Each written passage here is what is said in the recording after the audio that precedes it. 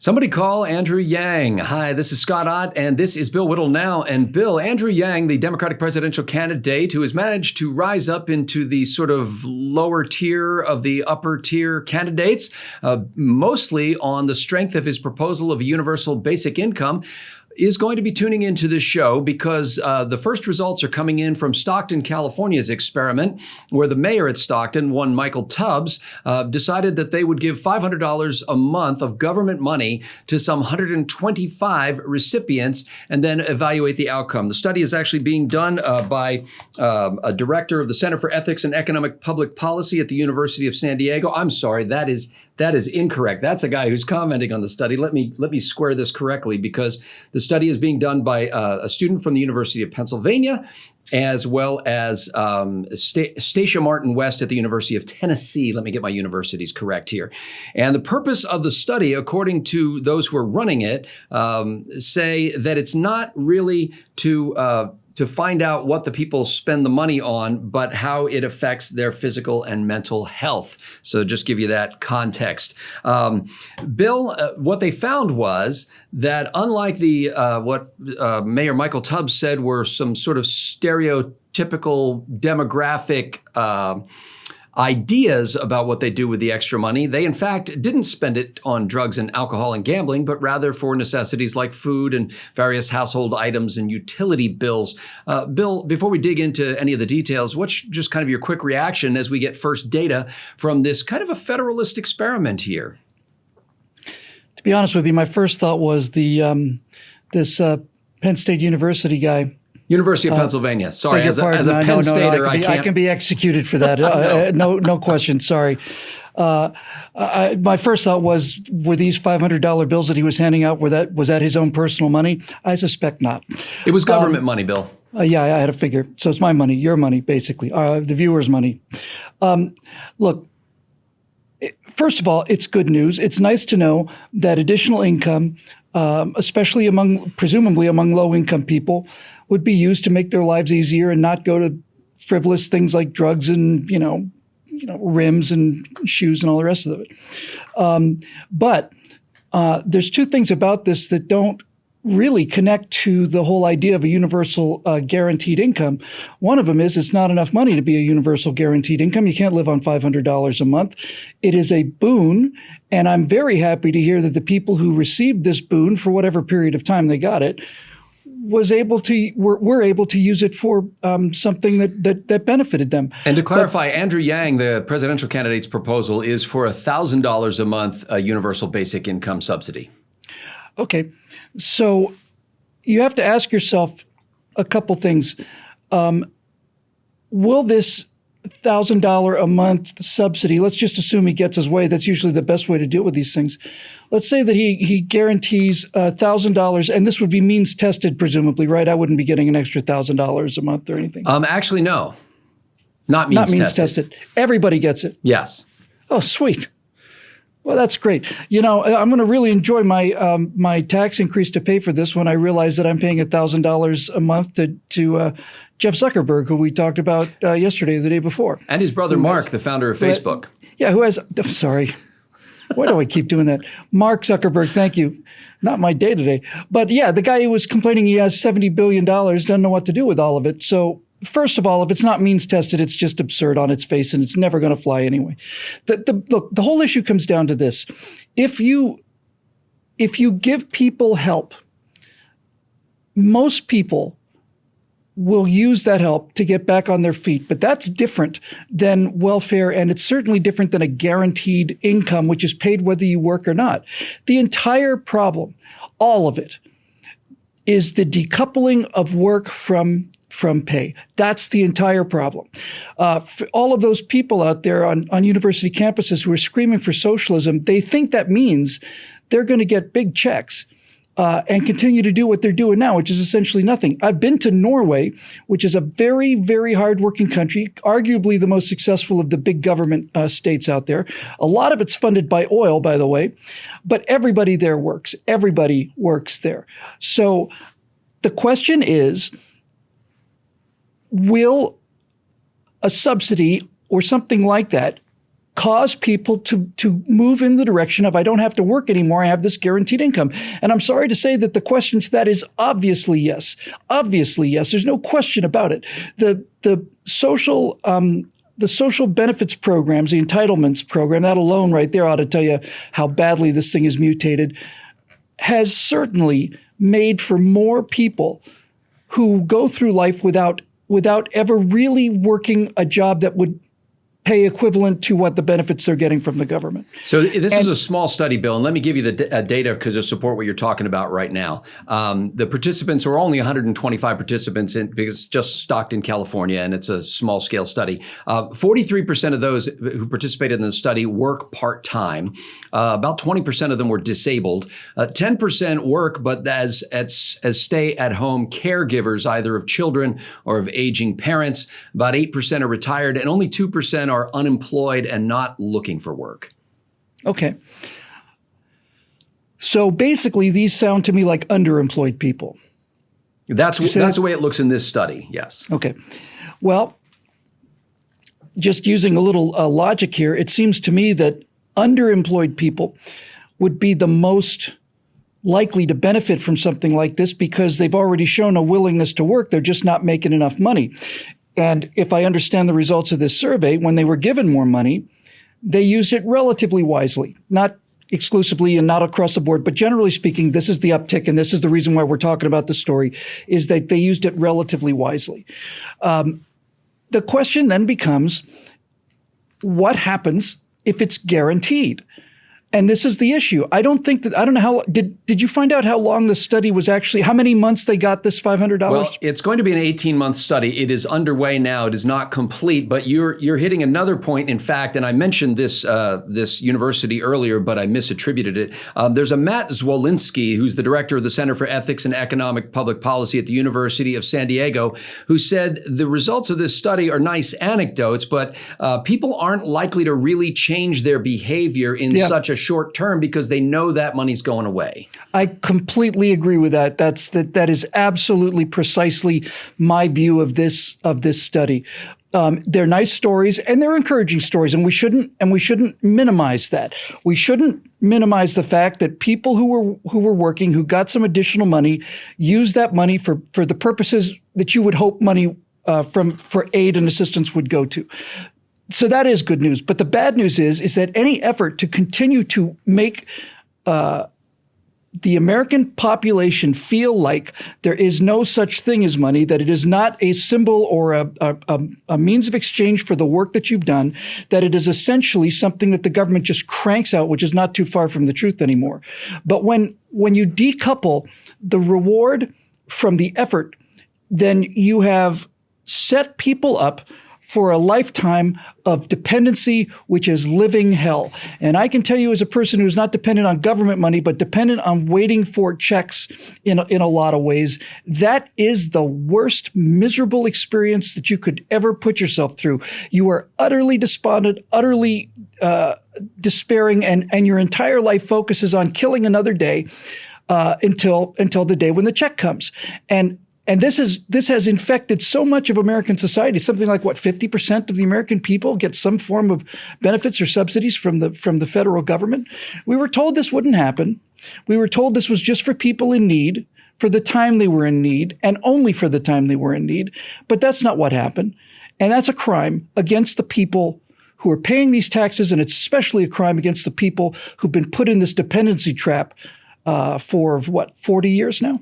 And Andrew Yang actually portrays his $1,000 proposed universal basic income stipend as a freedom dividend. In essence, he says, look, this is, we've got a lot of people out there busting their tails, but not making enough money to really get by. And so as a result of this great economy, that people like those folks who are, in his view, underpaid, have produced by what they do for their neighborhoods, by what they do for their children, by the ways that they function in society, that this is a freedom dividend that will allow them to more fully embrace this life that is promised in the United States of America.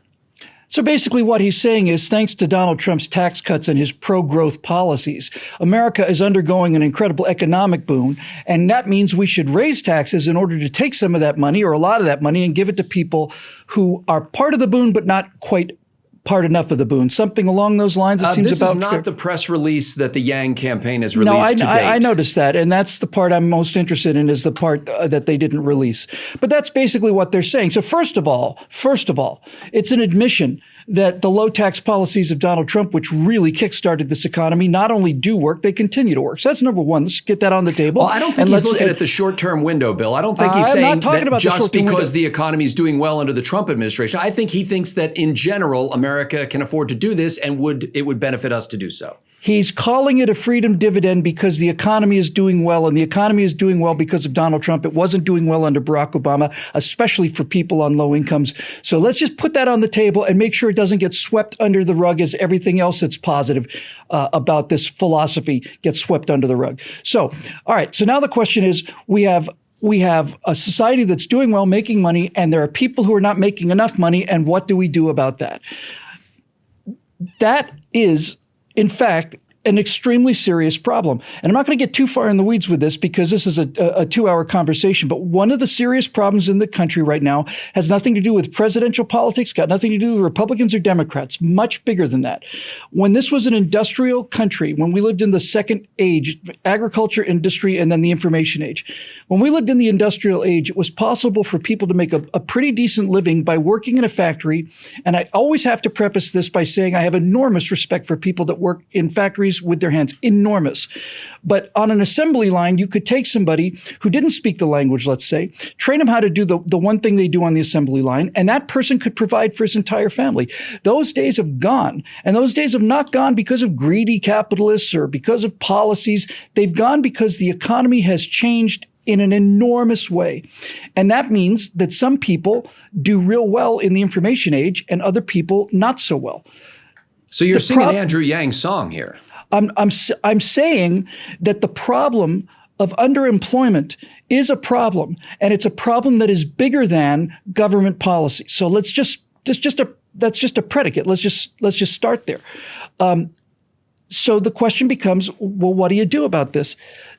People are in low-paying jobs. Let me rephrase that. Certain jobs are low-paying, not because Donald Trump says we should pay them this, and not because anybody else or Sacramento or the California legislature, nobody does it. Jobs are paid according to their perceived worth. And this is something that is essentially inescapable. Just to use an example that makes this really clear, if I were to come to you and tell you I was going to mow your lawn for $1, you had a relatively big house, you'd take the deal because you would perceive that would be a good deal for your dollar. If I came to you and said I would mow your lawn for $5,000, chances are you would not take the deal because you think that that is too high a price to charge for that service. Well, Bill, could I extend that economic argument a little bit? Because I'm not sure it's just the perceived worth. I would say even in your analogy there, the price is set by the difficulty of replacing the contractor. So if I can get somebody for $5 who can do a decent job, I'm not going to pay $25. Correct. And now you lead me to my conclusion, which is simply this.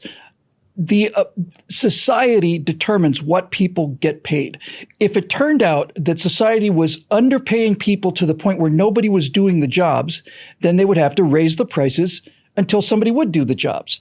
So what the market, and the market is not Wall Street. The market is not big fat guys holding big sacks of money with dollar signs and top hats and monocles. It's not the market. The market is every single person in America making decisions, hundreds of them every day. And the market, this generalized consensus is that some of these jobs don't pay enough money for people to live comfortably on. So what do you do about that? Well, it turns out that you got it exactly right. It's how easy is it to replace the contractor? We have very hardworking people in this building who do the janitorial work here, and I have the highest respect for them. But to make the matter clear, a brain surgeon could do janitorial work, but a janitor can't do brain surgeon work. So in essence, the problem, Bill, isn't the $15 minimum wage. The problem is the $4 Big Mac. The problem is that that society has determined that these jobs are worth a certain amount of money, and those aggregate monies are not enough for most people to get by on. So what do you do about that?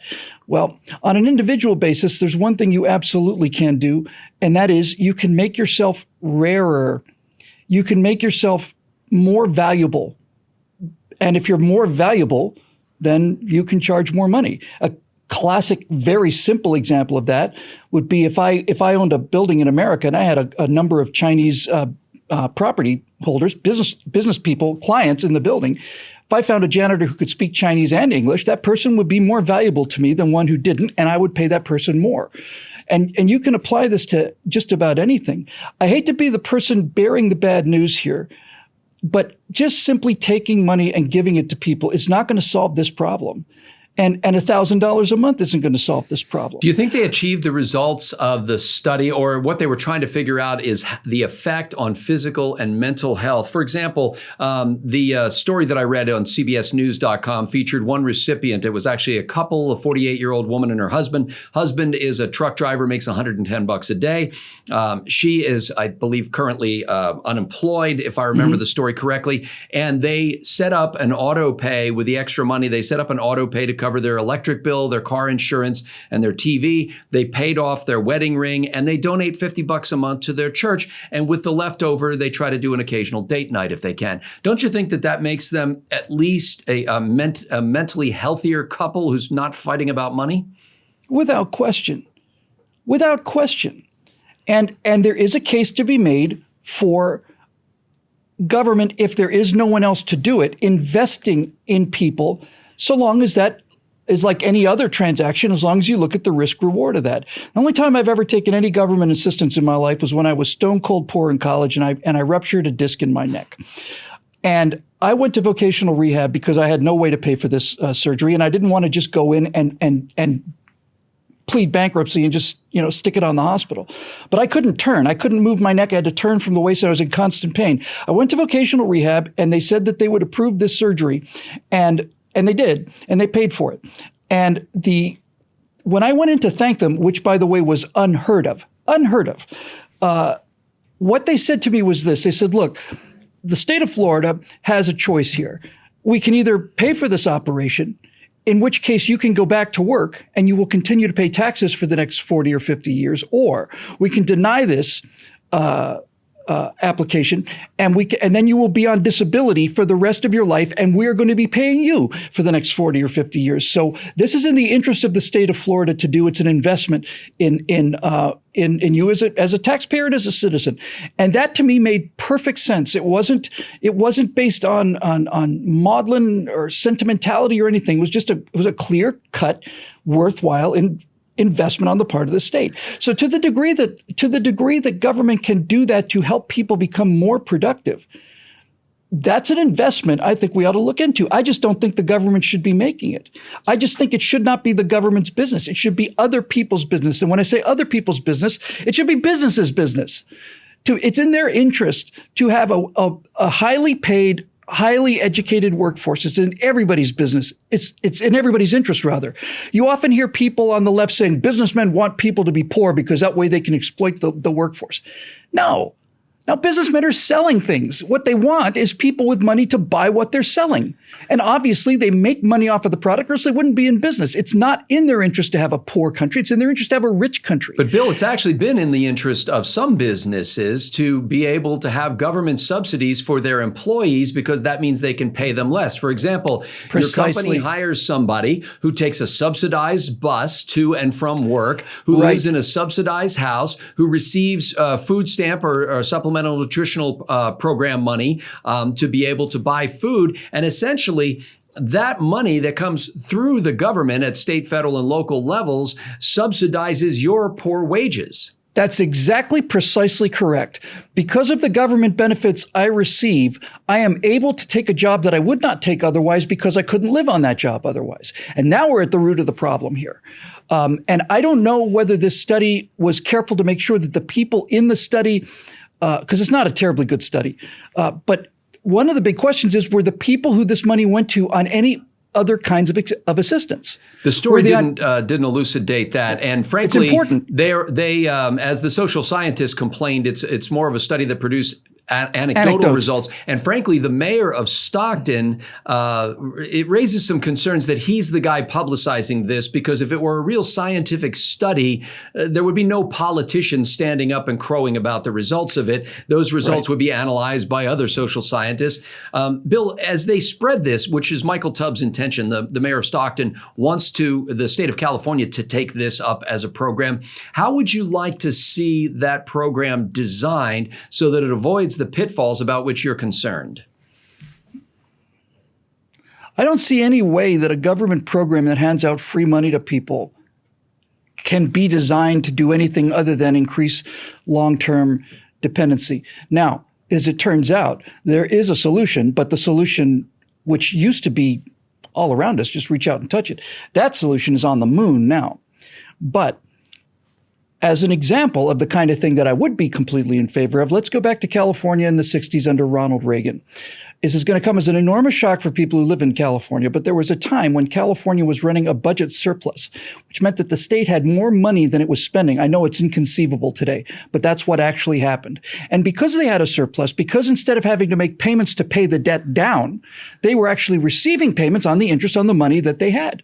And so Reagan said, okay, we're going to make college tuition free to people who are California residents. The college isn't free. Somebody has to pay for it. And the state was paying for it, but the state was paying for it out of interest because the state had been well managed financially. And that kind of thing is grand. The same kind of thing would apply to a business. We hear every single day how businesses in this country are incapable of hiring people who can even write sentences. The education system is so appalling, especially in this state, 48th, 49th in the nation, and we're going hard too. We're going to get to the bottom of that barrel. So we're turning out people who can't read and who can't write and who can't think. So while we can complain about this all we want to, I think the private sector should be the people stepping up. And I think the private sector ought to do it on the same basis that they would do anything else in terms of risking their money. They should interview people and determine whether or not they felt that this person was a good risk. Doesn't matter how much money you have. Is this person a good risk? If it turns out that the people in Stockton were using additional money to improve the quality of their life, then it's probably in the interest of a company to set up some kind of program where you are making an investment in the people who have been neglected by the government, which does nothing right at all, including educating people. So it's not a question of, and by the way, and the major advantage to that private sector solution is the company wouldn't just be handing out money and expecting nothing in return. They'd be expecting work in return. And when you are making your own money, all of the pathologies that come with dependency disappear because those pathologies are based on the fact that you didn't earn that money. And it's not so much a guilt as, although there is some of that, as it is, there is no connection between work and money. And so you feel entitled to money and you feel entitled to more money. And when you see people who are working hard and doing well, you want to know why you're not doing as well as they are. And so the dependency cycle continues. So I don't think giving people money is a good idea. Just to hand it off to, I think it's fatal. I think it's already proven fatal. And I don't think there's much question about that. But that doesn't mean that there's not a serious problem and that there aren't solutions to those problems that can be implemented on a small scale locally by people who are willing to risk their own money in order to improve their neighborhoods, their companies, and their overall workforce. Bill, let's make this the final question. That whole scenario of transferring that to the private sector, that's a very conservative, very Republican kind of thing to say. But as I indicated earlier, to say to a business, look, you need to pay your employees a livable wage, that money has to come from somewhere. Now, that can come from the pockets of the fat cat CEO and the highly paid officers of the company, or that can come from the consumers of the products. So once again, how do you address the concern that unable to pay a livable wage, the issue isn't the $15 an hour wage, the issue is the $4 Big Mac, which means the burger is too cheap and people aren't willing to pay $15 for the Big Mac. Right. So first of all, to be clear, I never said under any circumstances that the government should come in and say you need to pay your people more. That's that's antithetical to what I said. I said that it's in the interest of companies to pay their people more. It's in their interest of companies to take some remedial action in exchange for a contractual obligation, just like the military or anything else. That's what apprenticeships used to be, you know. You would basically go someplace and a guy would say, all right, I'm going to teach you how to do this and you're going to work for me for 5 years. And after that, you'll know what you're doing and you'll have had experience and you're on your own. But until then, I own you. And it was a pretty good deal. So that kind of thing is something that can be implemented right now by any company anywhere. If a company is in the kind of straits where it cannot afford to hire anybody else, then the last thing that company needs is an increase in the tax rate to pay for free money to people. It's the last thing they need. The people who are already employed by that struggling company are going to lose their jobs as well. You're going to have a bigger problem. What I think is worthwhile is not so much, it's certainly not forcing people to do anything. I don't believe in it. I think coercive force on the government creates many evils in our society. But I do think that it is possible to explain a possible pathway where both sides benefit. And that's the essence of trade. I mean, that's why I'm a free trade fanatic. It's why I like business as a theory rather than government. It is absolutely voluntary. I give you $4. You give me a hamburger. I think the hamburger's worth $4. You think the $4 are worth the hamburger. Everybody wins. We both go home richer. So that kind of an argument can be made for increasing the quality of your workforce, increasing, the quality. That's good. And a company should be not only willing to do that, they should be eager to do it because people are a company's greatest assets. You can't do anything without the people. Now, the last thing I will say on this is, God knows that there are some miserably managed companies out there. And one of them is Apple, by the way. I went to the Apple store yesterday to buy a present for my wife, and I waited in line for 45 minutes in the Apple store while 6 or 7 people there. You know, if you're coming to a store with a handful of cash and they don't have enough people to take your money, that company's on its way out. So there is terrible mismanagement, but that's not a government problem. And it's not even a state or local problem. That is an ethical problem, and it's also to some degree an educational problem. You need to educate business owners who don't understand the fundamentals of business that by treating your people like slaves and paying them nothing, you're not maximizing your potential, you're minimizing it. And this is a lesson that is very hard for some people to learn. And I think it's the kind of thing that should be taught. When I say it should be taught, it should be taught the way that everything used to be taught, which is in the movies and television. You know, Dad comes home and he's wearing a tie. He takes off his tie. He's been working all day. Okay, so we got a nice house. We live in a nice neighborhood. There's Beaver. There's Wally. Beaver and Wally live in a decent place and not in a ghetto someplace because Dad went out and came home from work.